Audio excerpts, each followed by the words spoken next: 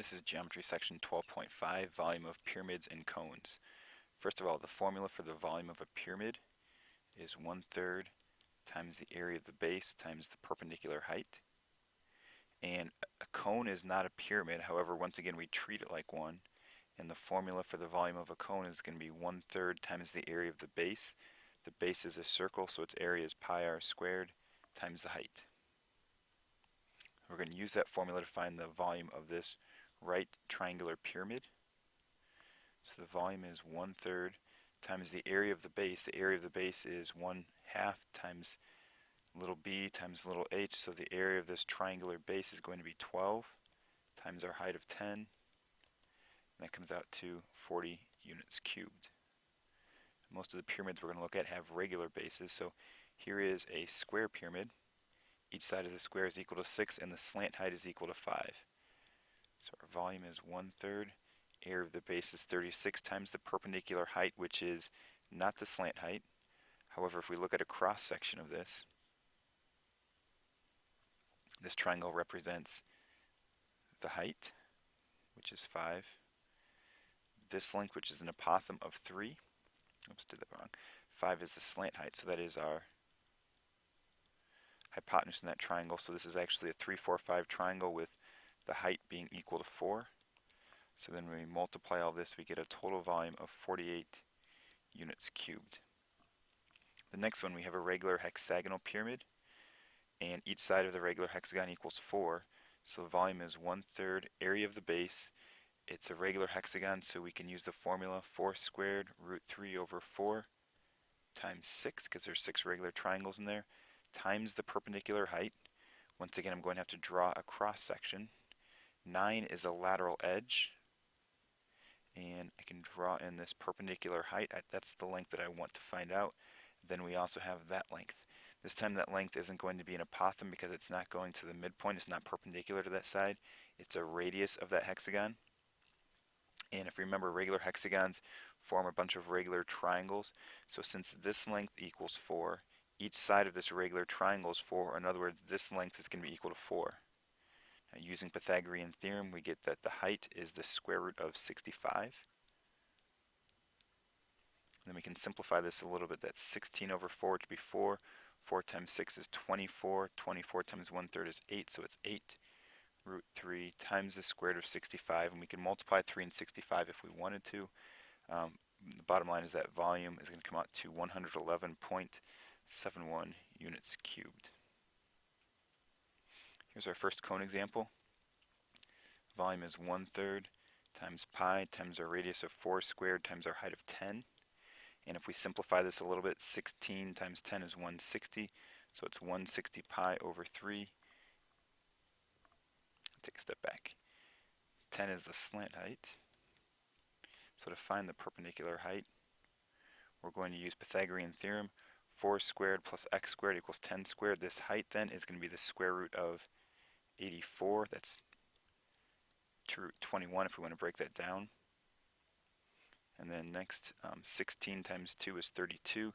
So we have 32 pi root 21 over 3 as a good exact value. That is approximately 153.56 units cubed. And the next one, the information we're given is a little bit more direct.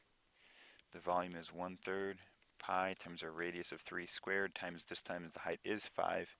That gives us an exact answer of 15 pi, which is approximately 47.12 units cubed.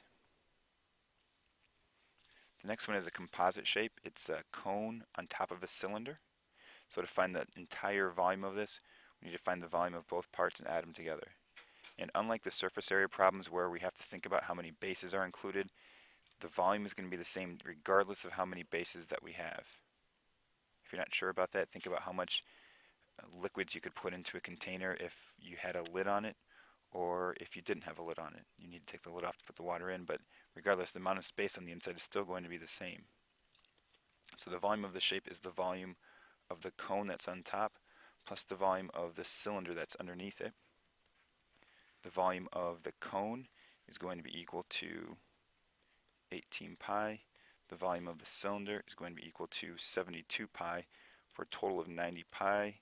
and that is approximately 282.74 units cubed.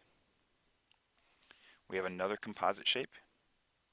There is a cone, a cylinder, and another cone. So the volume of this entire shape is the volume, or the sum of those three volumes. So we have the volume of this cone over here, plus the volume of the cylinder in the middle, plus the volume of the cone on the right.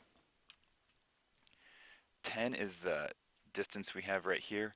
That stands for the diameter of this cone, the diameter of that cylinder, the diameter of that cone. That doesn't change for any of them. And one of the things we have to keep in mind is that since this length is 5, hypotenuse is 13, that means that this length is 12. So then this is going to come out equal to 10. So now we have a few of the measurements that we need.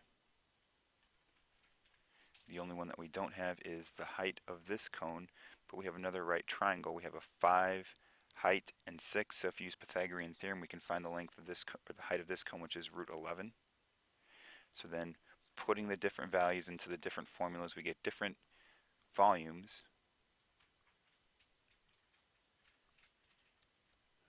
And an approximate answer of 1,186.39 units cubed. Next one, we have a regular pyramid with lateral edges of 12 inches. A regular pyramid means we're talking about a tetrahedron. All of those lateral faces are congruent to each other. Each lateral edge is equal to 12. And once again, since it's a pyramid, we're going to do 1/3 the area of the base times the height. Area of the base is the area of this regular triangle. 12 squared root 3 over 4 times the height. And this is where we need to do a little bit more work.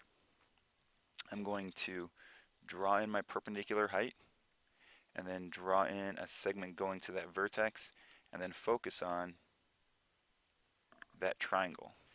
What I know about that triangle is that this is the height of the entire pyramid, the lateral edge is 12, and if I can find this length, then I can use Pythagorean Theorem. This length is the distance from the middle of that base to one of the vertices. So if we draw in a regular triangle, each side of this regular triangle is equal to 12. From the centroid, I'll draw in that segment, and then draw in this one as well. This is going to be a 30, 60, 90 with the long leg being 6. So from long leg to short leg, we divide by root 3. So 6 over root 3 is 2 root 3. To go from short leg to hypotenuse, we double, which means that that hypotenuse is 4 root 3. More importantly, that means this length is 4 root 3. And now we can use Pythagorean Theorem to find the height of the entire pyramid. So 4 root 3 squared is 48, plus h squared equals 144. H squared equals 96. So h equals 4 root 6. So I plug that into my formula over here, and I can simplify this down a little bit. That's 144. 144 divided by 4 is 36. 36 times 1/3 is 12. 12 times 4 is 48. Root 3 times root 6 is root 18. This can simplify down a little bit further. Square root of 18 can break down to 3 root 2. So there is an exact answer of this one of 144 root 2, and that is approximately 203.65 inches cubed.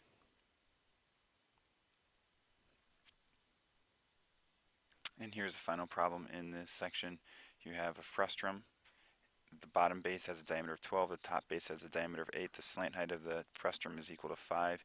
You have to find the volume of the entire shape, and we will look at this problem in class.